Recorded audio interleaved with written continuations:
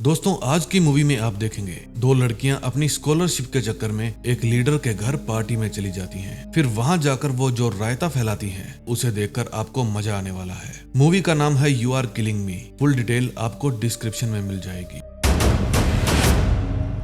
Movie की शुरुआत में हम ईडन और जारा नाम की दो लड़कियों को देखते हैं। वे एक हाई स्कूल में पढ़ने वाली लड़कियां थी। तभी उनकी क्लास में एक पुलिस वाला आता है और कहता है कि आप लोगों की एक सहपाठी जिसका नाम मेलिसा ब्राउन है कल से लापता है। अगर आप लोगों को उसके बारे में कुछ भी पता चले तो हमें बताना। फिर जब स्कूल की छुट्टी होती है तब ईडन तीन दोस्तों को देखती है जिनके नाम थे बैरेट, कैंड्रा और गूच। बैरेट और गूच दोनों भाई थे और कैंड्रा उनकी बेस्ट फ्रेंड थी। फिर ईडन पूरे कॉन्फिडेंस के साथ बैरेट के पास जाती है और पूछती है, क्या तुम्हारे फादर पेनब्रुक यूनिवर्सिटी में बोर्ड मेंबर हैं? बैरेट कहता है हाँ। फिर वो उसे कहती है कि क्या तुम अपने पिता से मेरे लिए यूनिवर्सिटी में एडमिशन की बात कर सकते हो? बैरेट कहता है नहीं, मुझे हर रोज कोई ना कोई लड़की ये बात पूछती है, इसलिए मेरे लिए ये कोई नई बात नहीं है। फिर जब वे जाने लगती हैं तो ईडन उनसे पूछती है, क्या आज रात मैं तुम्हारी पार्टी में आ सकती हूँ? कैंड्रा कहती है, अगर थीम फॉलो करोगी तो आ सकती हो। फिर ईडन अपनी बेस्ट फ्रेंड जारा को भी वहाँ चलने के लिए कहती है और कहती है कि उस यूनिवर्सिटी में पढ़ने के लिए हमारे पास इतना रुपया नहीं है,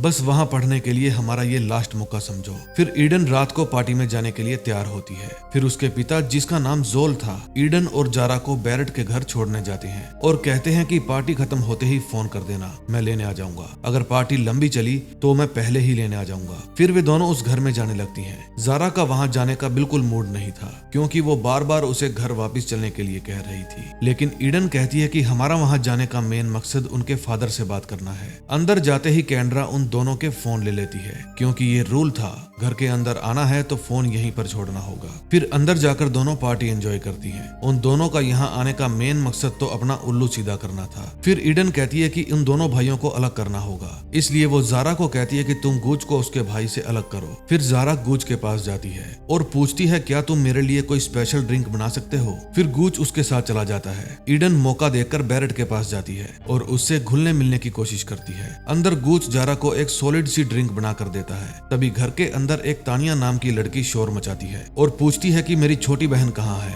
मुझे बता दो, मुझे पता है तुम लोगों को उसके बारे में पता है। फिर ईडन कहती है कि मैं उसको घर छोड़कर आ सकती हूँ। बैरेट कहता है मेरी कार ले जाओ। फिर वो तानिया को घर छोड़ने जाती है। कार में एक छोटा सा कागज का दिल पड़ा था। तानिया कहती है कि ये मेरी बहन का है। गूच एक नंबर का नशेड़ी था और वो नशा कर रहा था। तभी वो बाथरूम में ही सो जाता है। जब ईडन तानिया को छोड़कर घर वापस आती है तो बैरेट उसे अपना घर दिखाता है। बैरेट की नीयत में तो फर्क आ गया था, लेकिन वो एक रिस्पेक्टेड फैमिली का समझदार बेटा था। वो ऐसा कुछ भी नहीं करना चाहता था जिससे उसकी पिता की शान में फर्क पड़े। फिर वे वापस बाहर जाते हैं और एक गेम खेलते हैं। तभी वहाँ पर जारा आती है। जारा नशे में एकदम टल्ली हो चुकी थी। फिर ईडन कहती है कि मैं इसे कमरे में सुला कर आती हूँ। फिर वो उसे ऊपर ले जाती है। वहाँ एक रूम में दो लड़कियां अपना फोन चला रही थी। तभी ईडन जारा को दूसरे कमरे में सुला देती है। उसी रूम के बाथरूम में गूच भी बेहोश पड़ा था। दरवाजे के शोर से वो होश में आ जाता है और रूम से बाहर आकर देखता है कि उसके बेड के ऊपर जारा सो रही थी। ईडन वापस नीचे जाकर अपनी गेम खेलती है। फिर वे दोनों आपस में शर्त लगाते हैं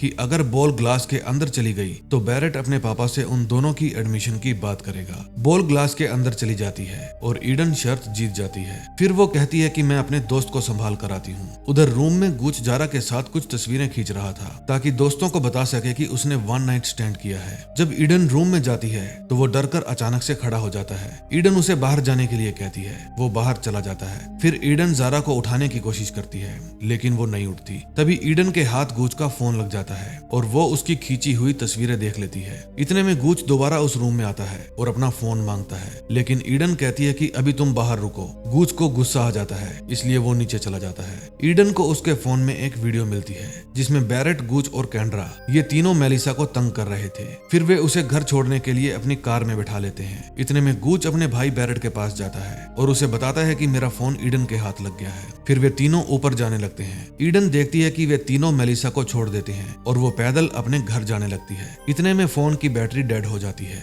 फिर वो अगेन जारा को उठाने की कोशिश करती है, वो नहीं उठती। फिर वो चार्जर ढूंढती है। तभी उसे याद आता है कि साथ वाले रूम में दो लड़कियां बैठी थी, उनके पास चार्जर था। फिर वो चार्जर लाने के लिए दरवाजा खोलती है तो वहाँ बैरेट मिलता है। वो मुस्कुराकर पूछता है, क्या मैं अंदर आ सकता हूँ? ईडन कहती है, नहीं, अभी मेरी फ्रेंड जिस अवस्था में है मैं नहीं चाहती आप उसे देखें। फिर वो कहता है कि मेरे भाई का फोन अंदर रह गया है, क्या तुम वो फोन मुझे लाकर दोगी? ईडन अंदर जाती है और दरवाजा लॉक कर देती है। फिर वे बाहर से दरवाजा खटखटाते हैं। गूच गूज टेंशन में था। कैंड्रा कहती है उसके पास कोड नहीं होगा। गूज कहता है मैं फोन पर कोड नहीं लगाता। ये बात सुनकर दोनों उसके सिर पर चढ़ जाते हैं। तभी अंदर से ईडन की आवाज आने लगती है, क्या आप लोग मुझे एक चार्जर दे सकते हैं? मुझे अपने पापा को फोन करना है। बैरेट कहता है तुम वो फोन हमें वापस दे दो, मैं तुम्हारा फोन ला कर देता हूँ। तभी ईडन कहती है मैंने तुम्हारे फोन में से वो वीडियो देख ली है, तुम लोगों ने मेलिसा के साथ कुछ गलत किया है, मुझे चार्जर दो, मैं पूरी वीडियो देखना चाहती हूँ। बैरेट कहता है हमने उसे घर छोड़ दिया था, आगे की वीडियो में बस इतना ही है। ईडन कहती है तो डर किस बात का, मुझे चार्जर दो, मैं वीडियो खुद देख लूंगी। बैरेट मना कर देता है। तभी ईडन कहती है कि मेरे 30 गिनने तक अगर चार्जर नहीं लेकर आए तो मैं शोर मचा दूंगी। फिर वे नीचे जाकर बड़े स्पीकर ऑन कर देते हैं। बैरेट अपने सभी दोस्तों को उस घर से भगा देता है। ईडन जारा को उठाने की कोशिश करती है लेकिन वो कुछ ज्यादा ही गहरी नींद में सो रही थी। फिर ईडन बाथरूम की विंडो में से देखती है कि सभी लड़के लड़कियां वहां से चले गए थे। तभी स्पीकर की आवाज भी आनी बंद हो गई थी। ईडन दरवाजा खोलकर देखती है बाहर कोई नहीं था। फिर वो फटाफट भागकर दूसरे रूम से चार्जर लेकर आती है लेकिन गूच उसे पकड़ लेता है।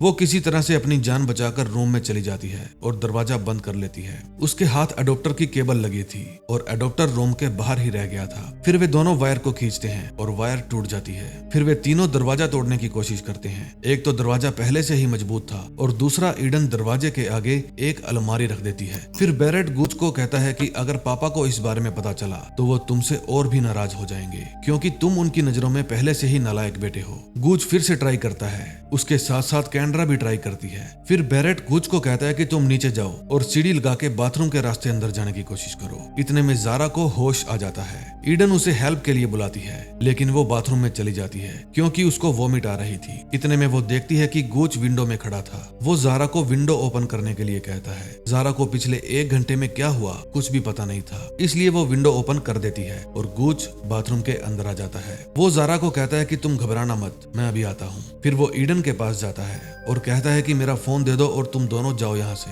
जारा कहती है कौन सा फोन, जो बेड पर पड़ा है। फिर जैसे ही गूच फोन लेकर जाने लगता है ईडन उसके ऊपर कुर्सी से वार करती है। दूसरी तरफ ईडन के पापा ईडन के फोन का इंतजार कर रहे थे। तभी वो देखते हैं कि पार्टी वाली ड्रेस पहने कुछ लड़के लड़कियां वहां से आ चुके हैं। उधर घर में बैरेट दरवाजा तोड़ने के लिए एक्स लेकर आता है। ईडन समझ जाती है कि यह दरवाजा ज्यादा देर तक टिकने वाला नहीं है, इसलिए वो गूच को बाथरूम में खींच लेती है और बाथरूम का दरवाजा बंद कर लेती है। गूच उस समय बेहोश था। फिर जारा उसके हाथ पांव बांधकर उसे बाथटब में डाल देती है और हेयर ड्रायर से उसे मारने की धमकी देती है। जारा कहती है कि स्कॉलरशिप के लिए तुम इसे मार दोगी। गूच कहता है कि मैं सिर्फ उसे घर ले जाना चाहता था, इसमें मेरी कोई गलती नहीं है। जारा को अभी भी पूरी बात का नहीं पता था। फिर ईडन उसे खिड़की के रास्ते बाहर जाने के लिए कहती है लेकिन वो डर रही थी। इतने में बैरेट बाहर से लाइट ऑफ कर देता है। गूच हेल्प के लिए चिल्ला रहा था और ईडन जारा को खिड़की के रास्ते बाहर जाने के लिए कह रही थी। इतने में बाहर से कैंड्रा आकर जारा का हाथ पकड़ लेती है लेकिन जारा अपना हाथ छुड़ा लेती है और वो नीचे गिर जाती है। उसके हाथ में जो चाकू था वो उसकी कमर में लग जाता है। फिर ईडन नीचे जाती है और कैंड्रा की हेल्प करने के लिए उसका फोन निकालती है। कैंड्रा उसे पासवर्ड बताती है लेकिन इतने में वहां पर बैरेट आ जाता है। ईडन उससे डरकर वापस ऊपर आ जाती है लेकिन गलती से फोन नीचे गिरा देती है। फिर बैरेट कैंड्रा को घसीटकर घर में ले जाता है। वो कहती है कि मैं मर रही हूँ, प्लीज तुम मुझे डॉक्टर के पास ले चलो। लेकिन बैरेट कहता है कि तुमसे ज्यादा फोन जरूरी है। कैंड्रा कहती है कि मैं तुम्हारी बेस्ट फ्रेंड हूँ लेकिन बैरेट उसे इंतजार करने के लिए कहकर वहां से चला जाता है। इतने में ईडन जारा को सब कुछ बता देती है। फिर जारा कहती है कि देखो इससे हमारा कोई लेना देना नहीं है, मैं बस अपने घर जाना चाहती हूँ। फिर उन दोनों में फोन को लेकर छीना झपटी शुरू हो जाती है। इतने में वहां पर जोल आ जाता है। बैरेट छिप जाता है। जोल घर के अंदर आकर अपनी बेटी को आवाज देता है लेकिन घर में उसे कोई नहीं दिखता। फिर उसे अपनी बेटी के चिल्लाने की आवाज आती है क्योंकि वो ऊपर जारा के साथ लड़ रही थी। जोल ऊपर जाने लगता है। फिर जब ऊपर जाकर जोल अपनी बेटी को आवाज देता है तभी बैरेट आकर उसके ऊपर हमला कर देता है और कहता है कि या तो मेरा फोन वापस कर दो या मैं इस बूढ़े को मार डालूंगा। जारा उसे फोन दे देती है।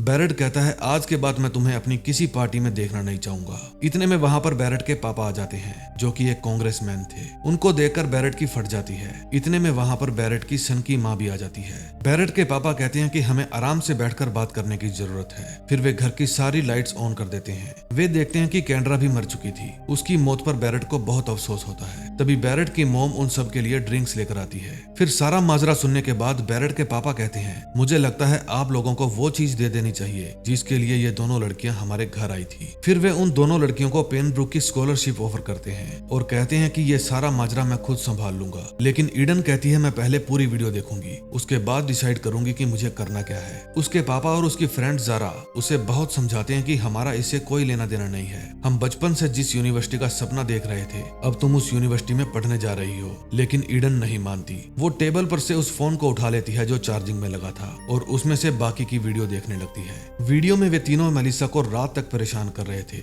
और फिर वो गलती से उनकी कार के नीचे आ जाती है। फिर वो ये जाने बिना कि वो जिंदा है या मर गई, उसे नदी में फेंक देते हैं। बैरेट के पापा कहते हैं कि इस तरह के डिसीजन लेने के लिए तुम लोग अभी छोटे हो। फिर वे तीनों खड़े हो जाते हैं। ज़ारा कहती है कि मैं ये फोन पुलिस के हवाले कर दूंगी, यही मेरा डिसीजन है। फिर जब वे तीनों सीढ़ी से नीचे उतरते हैं तो धीरे धीरे उनको नशा होने लगता है और वो बेहोश हो जाते हैं। बैरेट की मॉम ने ड्रिंक में ऐसी दवा मिला दी थी जिससे उनका शरीर काम करना बंद कर गया था और वो धीरे धीरे बेहोशी की तरफ जा रहे थे। फिर वे उन तीनों को एक कार में बिठाकर जंगल में ले जाते हैं। ईडन को थोड़ा थोड़ा होश आना शुरू हो गया था, लेकिन उसके हाथ पांव अभी भी नहीं चल रहे थे। फिर वे ड्राइविंग सीट के ऊपर ईडन के पापा को बिठा देते हैं और उसके ऊपर शराब छिड़क देते हैं। फिर वे उस कार की डिग्गी में कैंड्रा की बॉडी रख देते हैं। तभी बैरेट की मॉम आकर एक चाकू के ऊपर ईडन के फिंगरप्रिंट ले लेती हैं और फिर वो चाकू ले जाकर बैरेट को दे देती है। बैरेट को पता था कि उसे अब क्या करना है। फिर उस चाकू से वो अपने नालायक भाई को मार देता है और उसकी बॉडी को भी कैंड्रा के साथ कार की डिग्गी में रख देता है। ये उनके लिए एक बहुत ही कड़ा फैसला था, लेकिन अपनी सीट बचाने के लिए उसके पापा को ये कदम उठाना पड़ा।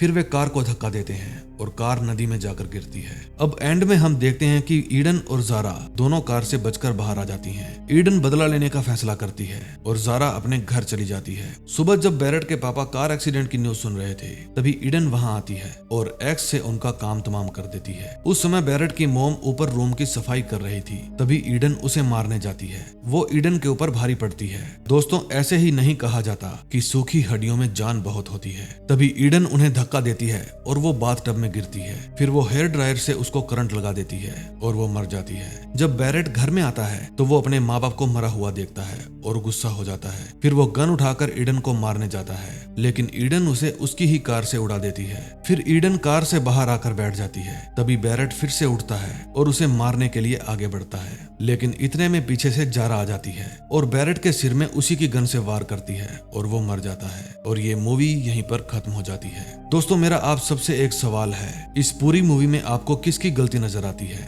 बैरेट, गुच और कैंड्रा की, या फिर ईडन और ज़ारा की, जो स्कॉलरशिप के चक्कर में बिना बुलाए उनकी पार्टी में आई और रायता फैला दिया? उसके कारण उसके पिता की भी जान चली गई। सो मुझे कमेंट में जरूर बताना, मैं आप सब लोगों का पॉइंट ऑफ व्यू देखना चाहता हूँ। मूवी देखने के लिए धन्यवाद। मैं मिलता हूँ आपको नए दिन नई मूवी के साथ। Till then, bye bye.